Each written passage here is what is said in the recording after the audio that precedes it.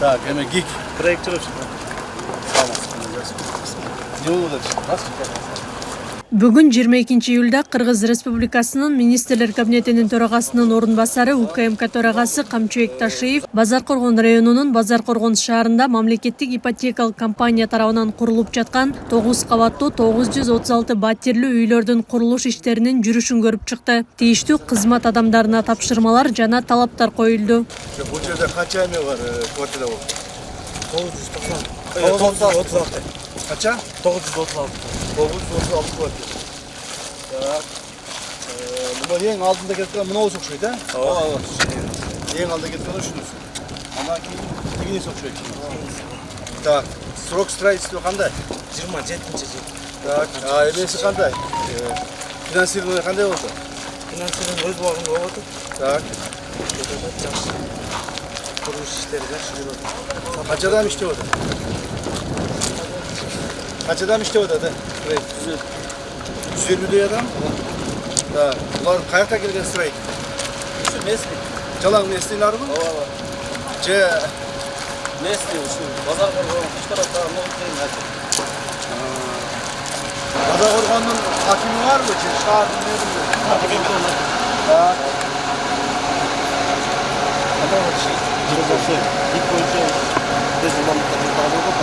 Билме маселе бар Сол очистное сооружение боюнча. Бүгүн Сейдул Майлык 5 гектар жер бөлүнүп берилди. Ушул очистное сооружениеге ушул сметасын эсептеп чыксак, ушул финансирование маселе караш керек. То есть очистное сооружение жок. Базаркоргон боюнча вообще Жок, Базаркоргон районунда бар 30 эле соту бүгүнкү күндө. Базаркоргон шаарында 30 эле сотик болгон да буга чейин. Азыр бүгүнкү күндө гектар жайлар курулуп атат. Кошумча газификация боюнча Кыргызнефтегазга дагы 35 сотик. Ошондо Сейдикун болгондо тияк алып кетесиңер. Алыс эмеспи ал? Жок, алыс эмес. Линия проекти тартылып барат, өзүнүн эмгели ошого барат. Да? Канча гектар дедиңиз? 5 гектар. Объем кандай болот ал очистное сооружение? Объемын эсептечи болсо Очистное сооружение окшо бөлүнбөйбү? Жок. Канча турат ал себестоимость? Бизде только курулушка каралган үйлөр. Сооружение ар бир жергиликтүү бийликке байланыштуу. Жергиликтүү бийликке байланбайт да, кандай жергиликтүү бийлик? Үйдү жергиликтүү бийлик куруп аткан жок. Мына Сузакта курган эмне болду? Сузактыкын биз Бул жерге да ушундай кылып беришкен керек. Давайте расходко киргизип берели ошону. Макулбу?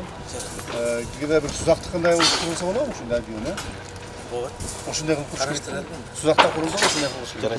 Эми бизде баягы Союз маалында бул жерлерде бул Базаркоргон, Ноокин, Кучкарата ушундай шаарларда баягы очистное сооружение курулбай эле элдер мондай жашап эле келген да.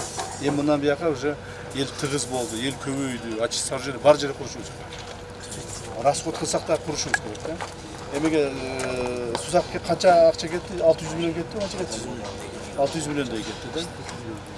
Эми курушубуз керек эми. Аны курсак, бул эле үйлөргө эмес, муну бүткөндөн кийин биз дагы улантабыз. Туурабы? Дагы улантабыз. Базаркоргон шаар эсептелинде, туурабы? туура айтасыз. Шаар болгондон кийин как положено шаар окшоп курулуш керек бул жердин баардыгычы. Макулбу? Очистное сооружение проектировать эткиле. Проектировать эткиле кандагы баштагы.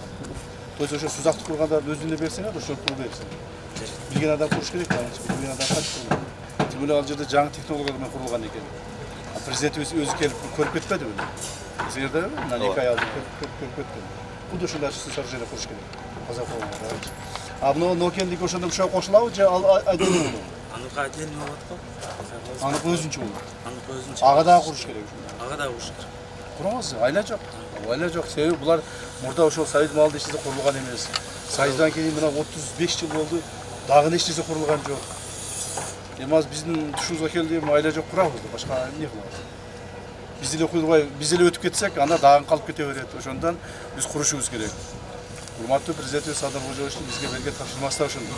Жерлерде, айыл жеринде ошо мына кичи шаарларды колдоо. Кичи шаарларды колдошубуз керек да. Бардык жерде. Себеби дегенде кичи шаарларды колдоо болсок, бул жерлерден облустун борборуна барып атат, облустун борборунан Бишкекке барып атат, Бишкекке топтолуп эле атышат бардыгычы. Ошондой кылбай элди бу жерде кармап калышыбыз керек. Аны үчүн шарт түзүшүбүз керек. Ошол очистный сооружениесин түзүп беришибиз керек. Моду үйлөрдү куруп беришибиз керек. Квартираларды беришибиз керек.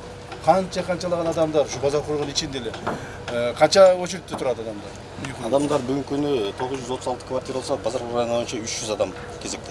Азыр кезекте жок. Базар району тургундарынан. Жок, базар коргондо канча адам үй алууга кезекте турат? Үй алууга 300 адам. 300 адам. А чекке 13 миң адам. 13 миң адам. 13 миң адам. Ушул үй алууга чекке 13 миң адам учурда турат. А бул жерде болгону миң эле квартира куруп атабыз биз.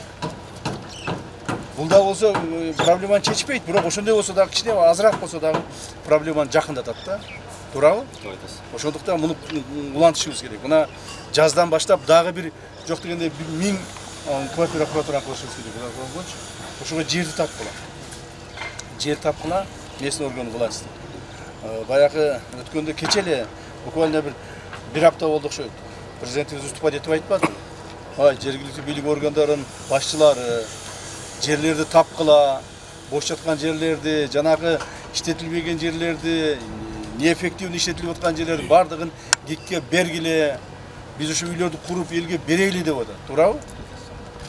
Башка айла жок. 13 миң адамга сиз 13 миң чекти таба бере албайсыз эч жерденчи. Анда базар коргон бүт баары берип салыш керек анда. Ошондуктан квартира курушубуз керек. Адамдарды үйсүз калтырыш бул дагын болбойт. Мына. То есть баягы не деп коет, баягы ортодо калдык да бизчи. Бирок эл үчүн баарын жасаш керек, айла жок. Эл үчүн жасашыбыз керек. Азыр жер тапкыла анда базар коргон районуна протокольный давайте поручение. Дагы 1000 квартира кура турган жер таап даярдагыла. Даярдап ГИКке өткүзүп бергиле. Макулбу? ГИКсилер кабыл алгыла дагы даярдап проектисин түзө бергиле. Азыр эми жаздан баштап Кудай буйрса дагы акча бөлүнүп калса, аны ошону баштайбыз дагы. Макулбу? Бул дагы кете берет, тигил дагы кетет. Кошумча газификация боюнча да Кочкор атадан газ тартуу боюнча Кыргызнефтегазга 35 сот жер бөлүп берилmiş шартан. Азыр кабинет эскемешчи бөлүндү. Бир гана нерсе ошолдон трассага линияны тартып келүү боюнча ошо акча каражатты алып. Трассадан бул жака тартып Кыргызнефтегазда биздин совет директору чечим менен калыш керек, бизди ал каралбаптыр деп атат алар. Биз болсо жерди бөлүп бердик, газ распределение бөлүп бере турган жерди. Ушу көп кабаттуу турак жайларга эми көп кубаттуу турак жайга сөзсүз түрдө газ киргизиш керек да. Же газ, же электричество. Туурабы? Шаарда эмне кылышты? Электричество болду? Газ шаардыкка. Асман 1, асман 2, 3 объекттер шаардыкка Газ менен. Ал эми Сузактыкка электричество. Сузакта электричество. Уруксат болсо ошо Сузакта дагы жергиликтүү ошо жагында жайгашкан тургундардын дагы маселеси ушул газификацияны суранып жатышат. Сузактын ичинде 5-6 объекттер. Бизде ачык эле айтышыбыз керек, экономикалык жагын карашыбыз керек да. Газ бизде көп эмес. Бардык элге тартып эле айла-айылга тартып тарататылган газыбыз жок. Хотя бы биз мондо этажный үйлөргө газдар жеткизип алайлы. Вот об этом надо думать. Ушуну ойлосоңор, силер ушуну ойлогула. Анан кийин жөнөкөй үйлөргө Сузактын бардыгына газды тартыш өтө кыйын ал. Мүмкүн эмес нерсе. Сузактын үйлөргө жеткизип алайлы баягы. Мамлекеттик ипотекалык компания тарабынан курулган 2 объектибиз бар. Ошолорго жеткизип алайлы. 5-6 объект. Ушуларды жашоочулар суранып жатат. Вот ошолорго десең, ошолорго мына ошон үчүн мына этаж үйлөргө. Базар коргондо дагы мына курулуп аткан этаж үйлөргө газ алып келип алайлы. Базар Кочкор ата жаныбызда. Туурабы? Азыр жем курулуа берсинчи, бул мына объект курулуа берсин. Эмдиги жылдан баштап газ тартуу маселеси да ойлонолду, Кандай кылабыз? Мамлекеттен атайын, может быть, акча бөлүп беребиз дагы, бул жака газ тартып кетебиз. Так? Же болбосо Кыргызнефтегазда суранабызбы? Чечебиз да проблема. Хорошо?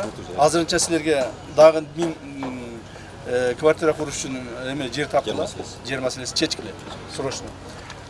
Очистное сооружение жер маселесин чечкиле. ГИК очистное сооружениеге жанагы проектисин түзүп даярдагыла. Хорошо? Представление бергиле. Президентибиз өзү маселени чечип берет. Жанагы эме боюнча, финансирование боюнча. Анан дагы бир маселелерге булар берген баягы 1000 квартирага проекттин түзүп даярдайбыз. Хорошо? Решение даярдай берет. Анан вот все. Ошо менен базар коргон бир аз болсо дагы шаарга окшоп калат да. Шаарга окшото баштайбыз. Там эми 1 жыл өтөт, 2 жыл өтөт, 5 жыл өтөт, Кудай буйрса, мындай үйлөрдөн дагы көбүрөөк курулат. Анан куруучулар, каякта куруучулар? Сиз ким болуп иштейсиз? Прорабсыз. Куруучулар каяктан келип иштеп атат? Ушу Тегеректен келет. Тегеректеби? Дагы бир жыл айтып койдум. Куруучулардын бардыгын жергиликтүү элди пайдаланганга аракет кылгыла. Макулбу?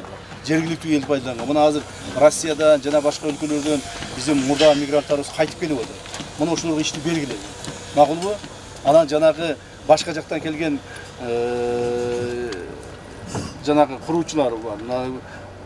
Аз акча алат экен, анан жакшы иштейт экен деп туруп баягы Бангладеш, Пакистандан келгендерди алып атасыңар. Андай кылбагыла. Андай кылбагыла. Мейли бир аз көбүрөөк төлөсөк дагы.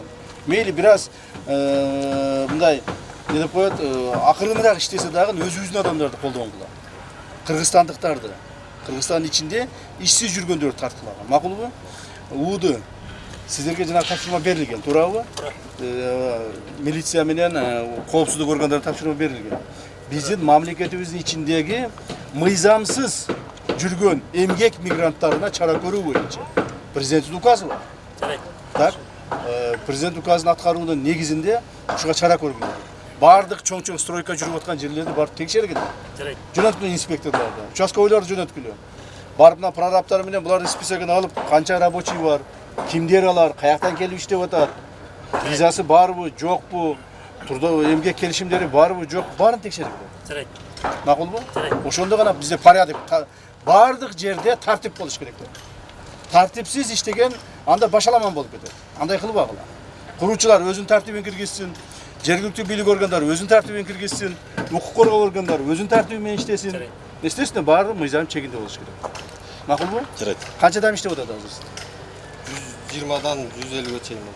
150ге чейин адам иштеп атат. Вот ошолордун баарын даярдап. Азыр эми дагы ушундай бир объект болсо, дагы 150 адам ишке киргизе ошо туурабы? Ошол адамдарды ошо өзүбүздөн иштеткилейбиз. Жанагы курулушта кетип аткан стройматериалдар, курулуш материалдары сапаттуу бардыгын, сертификаттары бар. Ошону карап атасыңарбы? Надзор ким бул? Надзор ким бар курулушта? Надзор кылган. ГАСК деген бар эле. Эч ким жокпу? Мына ушуну уюштургула. Эми жергиликтүү бийлик органдары. Макулбу? ГАСК деген келип, ар бир мына материалдарды текшерип турсун. Сапатсыз кургандан көрө курбай эле койгула. Сапаттуу, сонун, эл жашай турган кылып, сонун кылып курушкан керек. Макулбу? Жарайт. Биз дагы мына көрдүңөр, мына аптаптуу күндө 40 градус мына ысык болуп атат. 40 градус ысыкта ушу чуркап ошонун баарын текшерип жүрөбүз. Себеби дегенде президентибиз тапшырманы берди. Барып ушуларды текшерип, баарын ордуна коюп, жанагы тартиптүү болуп иштесин депчи. Ошол үчүн келип атабыз. Макулбу? Шаардын мэри ким? Сизби? Мэр каякта? Органда. Качантан бери? 3 күн болду. 9 күн. Эмне болду? Авария болду. Авария болду. Менде бир маалымат бар мына. Жергиликтүү бийлик органдары.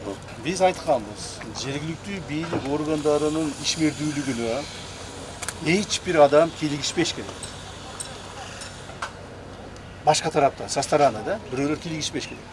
Бул жергиликтүү депутаттар, башка бир баягы мындай таасирдүү адамдар, жогорку кеңештин депутаттары жана башкалар кийлигишпеш керек. Уктуңарбы? Предупреждаю, силерге дагы эскертип айтып коеюн. Себеби менде маалымат бар, Базаркоргон районунан мына Айбек Алтынбеков киришип атыптыр деген депутат парламентте. Киришип атыптыр деген маалымат бар. Уктуңарбы? Жакындатпагыла. Түшүнүктүү. Эгерде силерди укпай эле ошол депутаттар кийлигишип, жаса ар жактан бир жактан бирөө кийлигишип атса, анда кайрылгыла мына. Мына органы безопасности. Вот как раз булардын жумушу. Кайрылгыла. Бизге мына ол депутат жаныбызды койбой атат. Тигини жумушка кой деп атат. Тигини жумуштан ал деп атат. Иштетпей атат. Деп турган кайрылгыла. Биз жардам беребиз. Туурабы? Уктуңарбы? Ошон үчүн мен дагы бир жолу силерге айтып коеюн. Бул ошол биздин президентибиздин тапшырмасы да ушундай болду да. Жергиликтүү бийлик органдарына ар жактан кирип, монтип, кийлигишип, иштерин жүргүзбөй, аларды кыйнап, менин кадрымды ал, менин кадрымды кой, мен тигини ал, тигини кой деп кийлигишип атыптыр деп айтып атат. Ошого не деп коет, мындай жол бербей. Макулбу? Силерден бир жактан сураныч, экинчиден тапшырма бул. Тапшырма. Анан кийин дагы өзүңөр бош болсоңор, конечно, шылкыйып олтурсаңар келип алып мойнуңарга минип алат. Андай кылдырбагыла. Ошо чөткө мыйзам чегинде иштей бергиле. Өзүңөр кадрларды тандагыла, өзүңөр кадрларга жооп бергиле. И өзүңөр да жакшы иштегиле. Азыр уже жакында комиссия түзүлүп атат. Президентибиздин тапшырмасы негизинде. Жергиликтүү бийлик органдарына бөлүнгөн акча каражаттарынын, финанс каражаттарынын эффективдүү пайдаланышы боюнча. Калды. Анан кийин баягы акчалар бөлүнүп атат. Кээ бир жерде акча бөлүнөт, ал карасаң акчасы жок, объекти жок. Мен бир мисал айтып берейин. Кече күнү эле Ысык көл облусунун Ак Суу районуна барып текшерүү жүргүздүк. Акча бөлүнгөн, мектеп куруш боюнча. Акча да жок, мектеп да жок. Көрдүңөрбү да? Жоопкерчиликтүү мамиле. Акча да жок, мектеп да жок. Акча мамлекеттен бөлүнгөн, берилген. Ошону ГАСКнын баягы эмелери кол коюп берип койгон. Мына курулду, бүттү. А на самом деле эч нерсе жок. Ушундай болбосун. 5 тиын алсаң дагы базар коргонго. Ошо алган 5 тиыныңа эме кылып жооп беришиң керек. Макулбу? Силерде акча тап, изде, кыйнал деген эч ким жок. Мамлекет берген акчаны хотя бы жакшылап эме кылып тургула. Пайдаланып.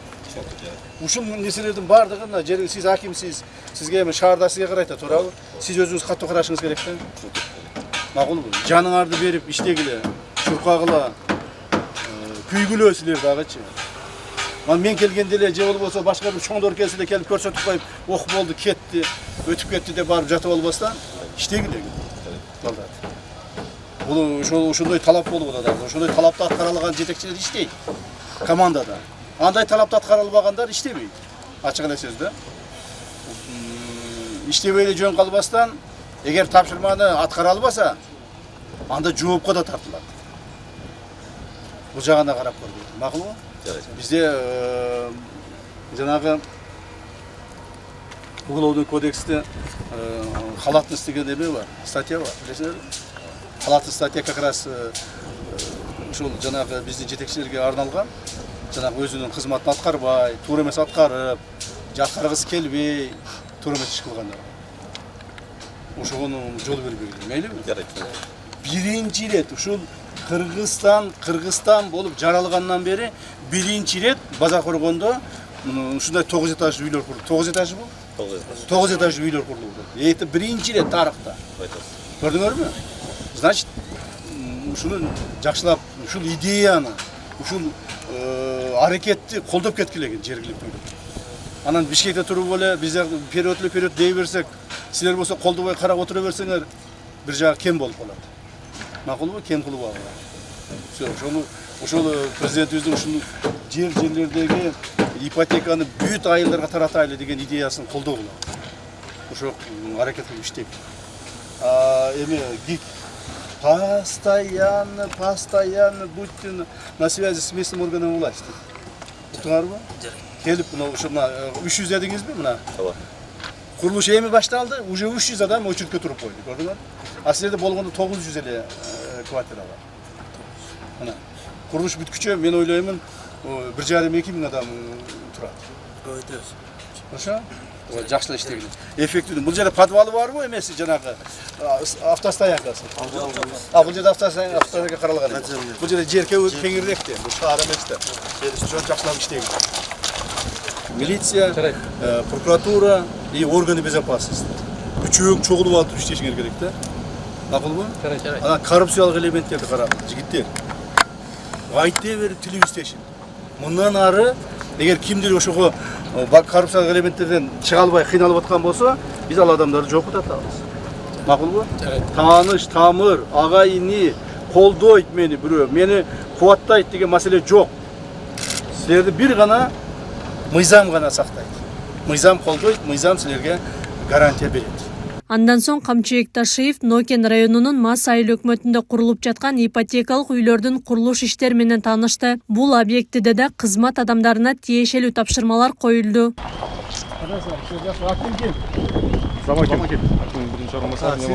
Аким каякта? Азыр келет, кече Бишкекке кеттилер. Кече Бишкекке кеттилер, эмне кеттилер? Жанагы Эксан Кайрия проект боюнча. Кайсы проект? Арабтардын Эксан Кайрия проектиси, анан экинчи маселе баягы Кең сайдын астындагы боз үйлөрдүн. Так, губернатордан ким бар бу жерде? Ана Канек Мамадович текшергиле. Аким эмне үчүн жок? Район. Ким жооп берди аны районго кеткен? тигилемеден президент облустук өкүлчүлүгүнөн уруксат алган эмесми? Кайсыл жумуштар менен кетти? Эмне жумуштарды аткарды? Барды ошону карагын. Макул текшерип туруп маган ишин далаш этесиң. Кана башкаларчы? Иштер эмне болуп атат? Бул жерде. Болду экен, жакшы. Ким? Кик. Айтып бериңиз, бул эмне болду? 3 гектар жерде азыр квартира салынып атат, 5 блок 9 этажда. Кача? 990 квартира. Бул жерде дагы базар коргонго окшош экен да?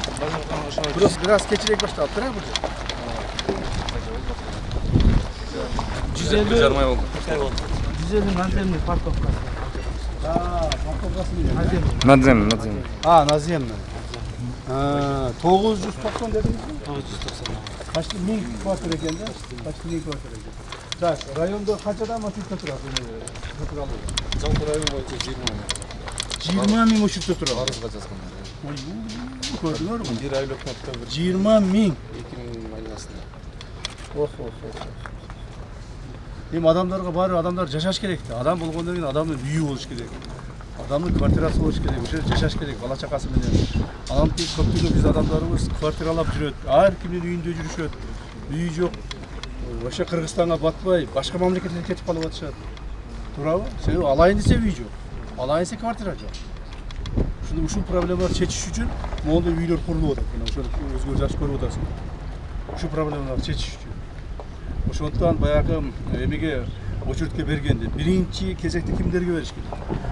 Биринчи кезекте мына врачтар, мугалимдер сөзсүз түрдө үй менен камсыз болуш керек. Себеби булар бизди ошолор окутканда ошолор бизди ошо бутубузга тургузуп чуркатып моотуп дес болубуз караганда ошолор аларсыз ала болбойт. Макулбу? Андан кийин баягы сиз айткан өчүрткө турган адамдарга беришиңиз. Макулбу? Биринчи мугалимдер менен врачтарга бергиле. Ушул райондо Кочкор Атада, Молкен Масыда жанагы мен үйүм жок деген врач калбасын да. Естественно, мыйзам чегинде. Кээ бир мугалимдердин өзүнүн чектери бар, үйлөрү бар, аларга берилбейт. Такыр үйү жок, такыр чеги жок. Мугалим болуп иштеген, врач болуп иштеген, система здравоохранения иштеген. Ал жерде не обязательно врач, санитар болуп иштейби, башка болуп иштейби, ошолорго бергиле. Макулбу? Ошолорду берген маалы ошолорду карагыла. Мындай деп коет, илегилеп туруп бергиле. Анан кийин келгенин эле бере бербестер. Анан жанагы эмени азайткыла. Бул район жерлердеги 50% сатып алабыз дегендер бар го. Ошолорду бир аз азайткыла. Аны шаар жерлерде кылсаңар болот. Ата силер мунулордун 900 квартира курулуп атса, жарымын эле баягы не деп коет, үлүшкө сатып алган. Үлүшкө сатып алгандарды не деп койсуңар? Долевой, вот долевой участие деп коебу. Долевой ошого сатып бересиңер дагы, эл дагы эле эмесиз калып атат. Квартирасыз калып атат. Андай болбош керек. Ушул жерден ашып кетсе бир 10%, 20%-ке жеткизсеңер болот. Анан ашырбагыла. Макулбу? Долевойду мына шаарларда, райондордо азайткыла. Райондордо азайткыла. Себеби бул жерде мына көрдүңүз, 20 000 адам очередке туруп отур. Туура айтып атасыз? Мен туура уктум. 20 000 адам очередке туруп. Бул деген эмне деген? Бул 20 000 квартира куруш керек деген. А биз болгону 1000 квартира куруп атабыз. Так, андай болсо эмеге рай администрация. Айыл өкмөт башчысы ким берди? Сизби? Сүйлөшкүлө дагы 1000 үй квартира кура турган жер тапты. Макул. Ошого ушунун жанында болсо жакшы болот эле да. Себеби дегенде баягы строительдерге бир аз оңоюраак болот. Ушуга улаш кылат. Анан бул жерде дагы неме жокпу? Жанагы очистный сооружение. Жок. Бул жерге да очистный сооружение куруш керек. Макулбу? Айла жок, курасың. Очистительное сооружение, вода стабилизационный фондтан чыккан. Распоряжение. Табабыз, тыйын табабыз. Жарайт. Биз эми мамлекетке элге кылып аткандан кийин акчаны табабыз. Акча бар, Кудайга шүгүр. Мамлекетте. Став фондтон чыгабы, бюджеттен чыгабы, ипотекага беребиз, акчаны таап беребиз. Макулбу? Чтобы элге курулуп. Бул жерге дагы очистный сооружение курушубуз керек. ачык сооружение болгон эмес бул эч качан, болгон эмес. Мына эми азыр жаңадан курабыз. Жер табабыз. Жерди табабыз. Канча болду иштегениң айлык? Айыл өкмөт болуп иштегениме 2,5 жыл болду. Бул жерге ротация болуп келгениме 1 жыл 3 ай болду. Каерден келди? Достук айыл өкмөт. О дийданбы? Меденби? Чамал. Чамалсайданбы? Коррупция кылтасыңбы? Коррупция жок бизде. Жер саткан жоксуңбу? Андай жок. Точно? Точно. Табылып калса не болот? Талып калса мыйзам алына Мен себеби мына сураганым себеби кече күнү баягы мына бир эки неделе болуп калды окшойт. Ысык көлдө бир чогуш өткүзгөн. Ошол жерде досуна кеткенден бир орун басары өргөн 20 жылдан бери ошол иштейт экен, жаш эле бала экен. Эми 20 жылдан иштегенден кийин чоң киши болуп калды. Ошону сурадым эле. Бала, коррупция жокпу десем, жок деп. Эч кандай сен эмеге киргизбедиң беле? Ушул жерде бир биздин бир сотрудник 28 гектар жер алып алыптыр. Мыйзамсыз. Ошого кол коюп жүрбедиң беле? 20 жылдан бери иштейт экенсиң. Сен жок, мен тазамын, эч кандай маселе жок. Текшерсем макулбу десем, макул деди. Капа болбойсуң десем, капа болбойм деди. Текшердик. Эмне болду? Азыр түрмөдө отурат. Кот ошо сага окшоп жооп берген алда. Мен эми тазамын депчи. Сен ушул Жалал Абад облусундагы айыл өкмөттөргө үлгү кылып туруп бир текшербейлиби? Үлгү кылып туруп бир текшерейли сен жумуштарыңдычы, кылган иштериңди текшерейли, элдерден сураштырайлы, жер сатып берген болсоң, же мыйзам буза турган болсоң, жоопу тартыласың. макул. Ошого макулсуңбу? Макул. Эч кандай эмең жок, Андайым жок. Нараазычылыгың болбойт. Болбойт. Всё, жакшы ошондой. Сиз канча болду иштегениңиз? 4 жыл болду. 4 жыл болду ушул жерде эми. Первый зам болду. Первый зам болду. Эмне үчүн 4 жылдан бери жылбадыңыз? Же жакшы иштебейсиз, 4 жылдан бери первый зам аким болсоңуз. Эптеп-септеп күн өткүзөсүз. Же болбосо сиздин колдоочуңуз жок, башкаңыз жок, эч жака жыла албай жүрөсүз да. 4 жыл иштесеңиз сизге окшогон балдарды аким кылыш керек. 4 жыл первый зам болгондон кийин сөзсүз аким болуш керек.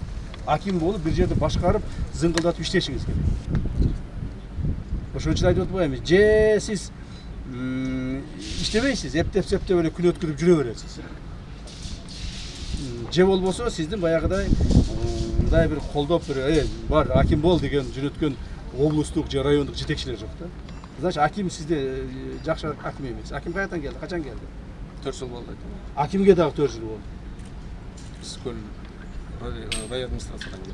Эгерде 4 жыл аким бул жерде чыдап иштей турган болсо, анда жакшы аким экен анда ал акимди дагы көтөрүш керек экен. Мына базар коргонго аким турбай атат азырчы. Базар коргонго аким турбай атат. Базар коргонго мына акыркы эле мен билгенден 3-4 жылда эле бир 4-5 аким алмашып кетти. Бирөөсү коррупция менен колго түштү, бирөөсү чыдабай качып кетип калды, бирөөсү иштебей койду. Мына азыркы акими 1,5 жыл болду. Эгерде Нокенде Ысык көлдөн келген мамлекеттик кызматкер 4 жылдан бери аким болуп иштеп атса, демек ал жакшы аким экен азыр. Жакшы аким экен. Ошондой акимдерди колдошубуз керек. Анда сиз дагы аким болосуз, туурузбу? Жакшылап иштейсиз.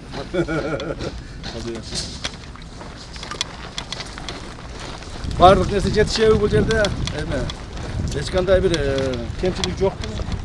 Жок. Стройкада эч кандай кемчилик жок, башка жок.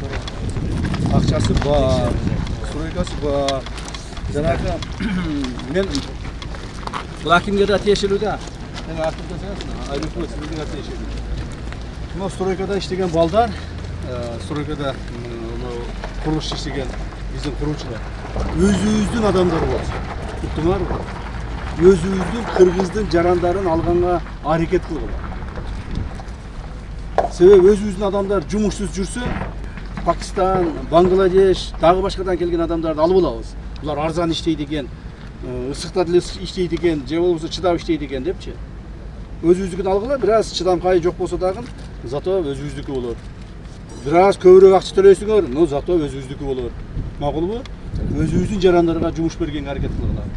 Өзүбүздүн жарандар ошол иштесин, кызмат кылсын, айлыгын алсын, бала чакасын баксын, таяка башка мамлекеттерге барып эмгек мигрант болуп кетпесин. Макулбу? Ошо аракет кылгыла. Ал үчүн райондун милициясынын башчысы ким? Азыр тижака жүрүбүз. Ошол милиция кызматкерлери менен чогуу, макулбу? Текшергиле экен. Ар бир биздин стройкада иштегендердин мыйзамдуулук чегин текшергиле. Өзүбүздүн граждандаргабы, Кыргыздын гражданына тийбегиле. Ал Ысык көлдөн келип иштейби, Нарындан келип иштейби, же Оштон келип иштейби, Жалал Абадтан чыгып иштей берсин. Бири-бирин аралашып иштей берген жакшы. Өзүбүздүн граждандарга тийбегиле. А чет элден келип ушу стройкаларда иштегендерди текшериш керек. Мыйзамдуулугун. Так? Алардын визасы барбы, трудовая виза деп коет. Специальный ошо стройка келип иштей турган. Көпчүлүгү мына коңшу өлкөлөрдөн өтөт дагы, биздин коңшу өлкөлөрдөн өтөт. Баягы жөн эле границаны кесип өтөт, бүгүн өттү дагы. Бул жерде 10-15 күн иштеп, устачылык кылып туруп, кайра кетип калып атат. Же алар налог төлөбөйт, же айлыгынан пайдасы жок. Же болбосо биздин мамлекет иштей турган адамдардын ордун ээлейт. Ошондуктан өзүбүздүкүн иштеткенге аракет кылабыз. Макулбу? Ишиңерге ийгилик болсун, жакшылап иштегиле. Эме ким? Молдорич. Муну кишинин фамилиясын берчи. Ушул кишини бир жака аким кылып жөнөтөйлү. Макулбу? Сиз өзүңүз кайерликсиз? Кочкарата, Момбек. Кочкарата местный сиз экен да. Сизди как раз мамлекетибиздин түндүк тарабына аким кылып жөнөтөйлү. Ошага бир жака барып аким болуп иштең. Жакшы. Как раз биз иштей турган акимдер азыр таппай атабыз. Макулбу? Фамилиясын башкасын бериң, мен администрацияга предложение берейин. Кетиңиз аким болуп. Жарайт. Макул жакшы. Ишиңерге ийгилик болсун, а? Мамлекеттик ипотекалык үйлөр Кочкор Ата шаарында да курулуп жатат. Жалпылап алганда Базар Коргон, Нойкен жана Кочкор Атада азыркы тапта 3000 чукул батирлерди камтыган көп кабаттуу үйлөр курулуп жатат. Алдыда бул долбоорлор дагы улантылат жана элге ипотекалык үйлөрдү куруу иштери активдүү жүргүзүлө берет. Аклай Карабаева, Замирбек Тойчубаев, Регион.